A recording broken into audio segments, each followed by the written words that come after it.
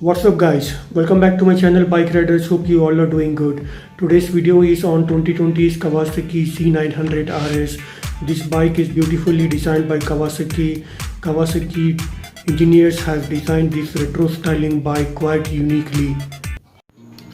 The new model Kawasaki Z900 RS 2020 promises a classic modern motorcycle at a same time tribute to the old Z1 Super 4 of 1972. The new model Kawasaki Z900 RS 2020 gets new clothes with more modern items and much more technology. It guarantees to receive the emotion of the motorcycle of the past. Another novelty is the timeless design using items from the former Z1 Super 4 with current items, giving a touch of modernity to the product. A highlight is for the drop-shaped fuel tank, gaining a touch of the modernity with the LED lightings. The new motorcycle also features traction control, offering better performance to the rider when on the road or on the racetrack. When riding, the motorcycle offers a comfortable position regardless of the area, whether in the city or on the roads. The driver position will remain comfortable. Based on the feedbacks from racing activities, the assist and slipper clutch uses two types of cam, an assist cam and a slipper cam, to either drive the clutch hub and operate plates together or apart. Under normal operations, this assist cam functions as a self-servo mechanism, pulling the clutch hub and operates plates together to compose the clutch plates. This allows total clutch spring load to be reduced, resulting in a lighter clutch lever feel when operating the clutch. In excessive engine braking occurs as a result, a quick downshift or an accidental downshift, the slipper can comes into play, forcing the clutch hub and operates plates apart. This resolves pressure on the clutch plates and reduces back torque and helps prevent rear tire from hopping and skidding. This race style function is particularly useful when sporting on a racetrack.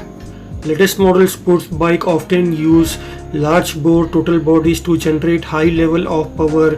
However, the large diameter totals, when a rider suddenly opens the throttle, the unrestricted torque response can be strong. Dual total valve technology was designed to tame engine response with contributing to power.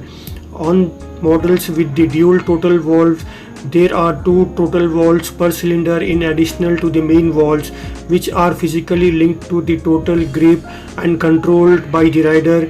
A second set of valves opened and closed by the ECU. Specifications of 2020 Kawasaki Z900 RS engine: 948cc 4-stroke inline 4-cylinder double overhead cam, 4 volts per cylinder liquid cooled, maximum power 109 bhp at 8500 rpm, maximum torque 95 newton meters at 6500 rpm, transmission 6-speed gearbox with quick shifter up and down and chain drive bike.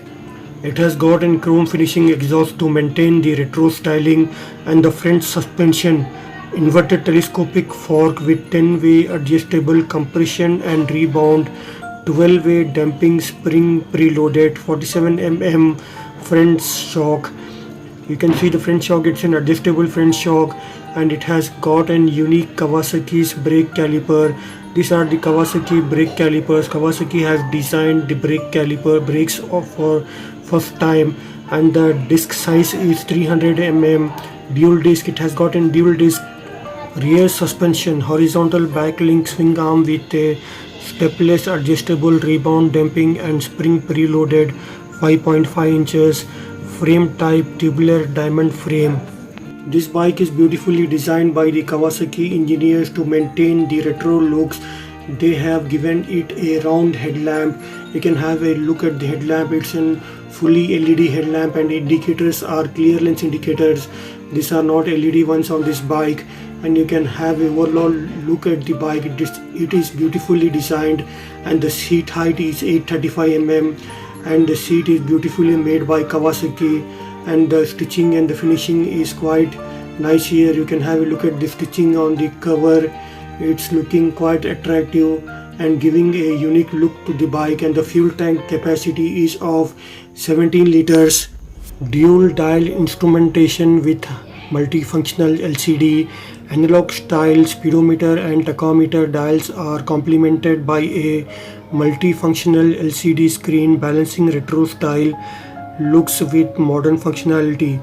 In addition to the gear position indicator, display functions include odometer, dual trip meter, fuel gauge, remaining range, current and average fuel consumption, coolant temperature, external temperature, clock and economical riding indicator. It has got two riding modes which can be selected via the left side handlebar switches. Here is the right hand handlebar switch.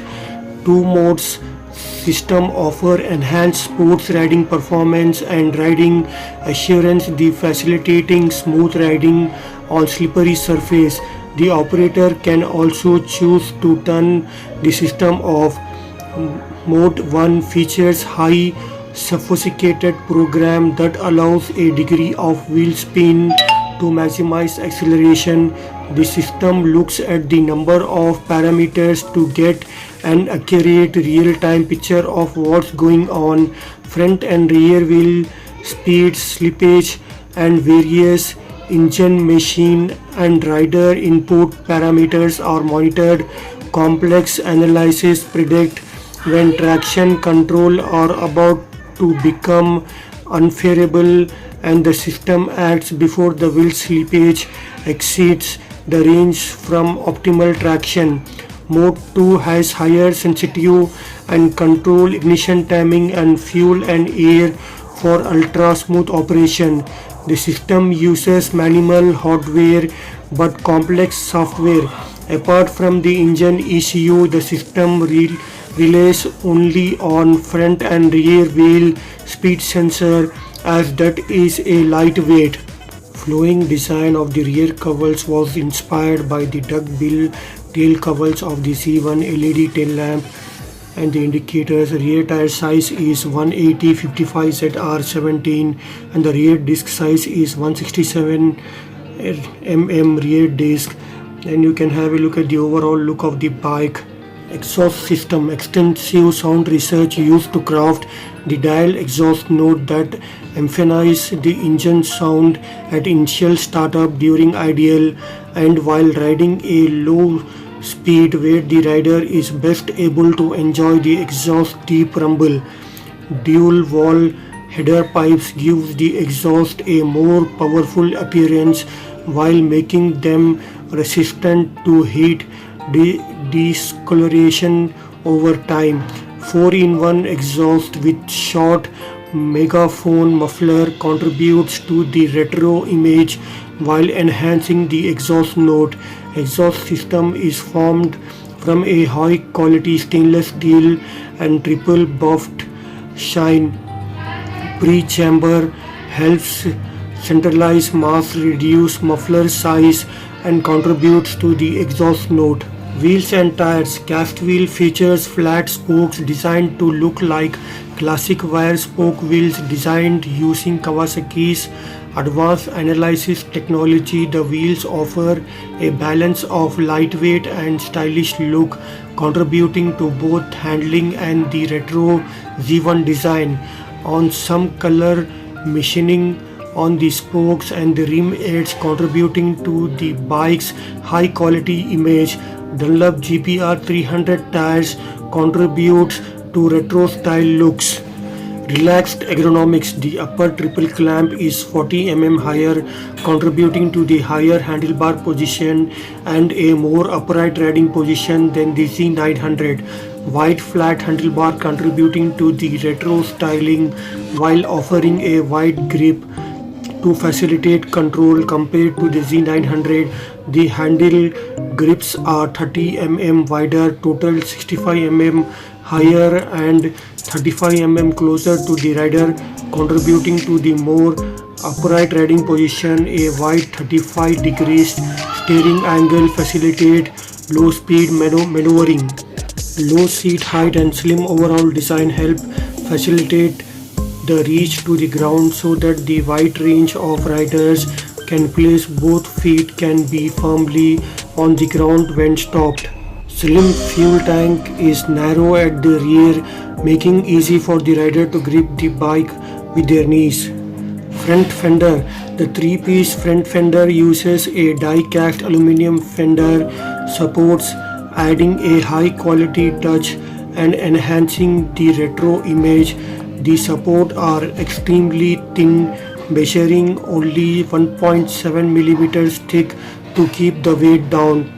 Stylish fuel tank cap complementing the element line of the tank. Side covers were designed to follow natural from the tank emblem on the side covers, contributing to the retro styling. Engine. The engine is based on that of Z900 but retuned to create a engine characteristics that completely different. While the Z900 engine has a sharp, quick review, natural and encourage the high rev operation, the Z900 RS was tuned for low mid-range power delivery, strong torque that facilitate control for rider for all the skill levels below 7000 rpm. The engine actually pulls stronger than the Z900. Cam profile with shorter intake and exhaust duration focus engine performance in the low mid rpm range. Strong and smooth response gives the engine a very manageable character. Crankshaft with an approximate 12% heavier flywheel mass than the Z900, contributing to the Z900 RS smooth characteristics. Die-cast cylinder block is rigged while it opens. Desk design helps to save weight. Connecting passageway between the cylinders help reduce pumping loss, improving high RPM performance. The pistons are formed using the same unique casting process that is used for making those found in the Ninja H2 and H2R. The process creates hollow area to achieve idealized thickness for reducing weight without sacrificing strength. Downdraft intake design provides the fuel mixture with the steepest, shortest path to the combustion chamber to contribute to performance. Stylish fins built into the cylinder head helps create an image of an air-cooled engine to further invoke the original Z1 heritage. Die-cast aluminum engine cover are also inspired by the Z1, with the clutch cover and the many other parts feature Z1 lifts. Dual fuel injection. 36 mm total bodies are used for their ideal mid-range response. Subtotal valve located behind the main total valves are controlled by the ECU, so the ECU system has smooth, sensitive total response. Please like, share and subscribe to my channel. Those who have already subscribed, hit the bell icon to get notifications of my latest video. Thanks a lot for your support. See you in next video. Take care guys. Thanks for watching.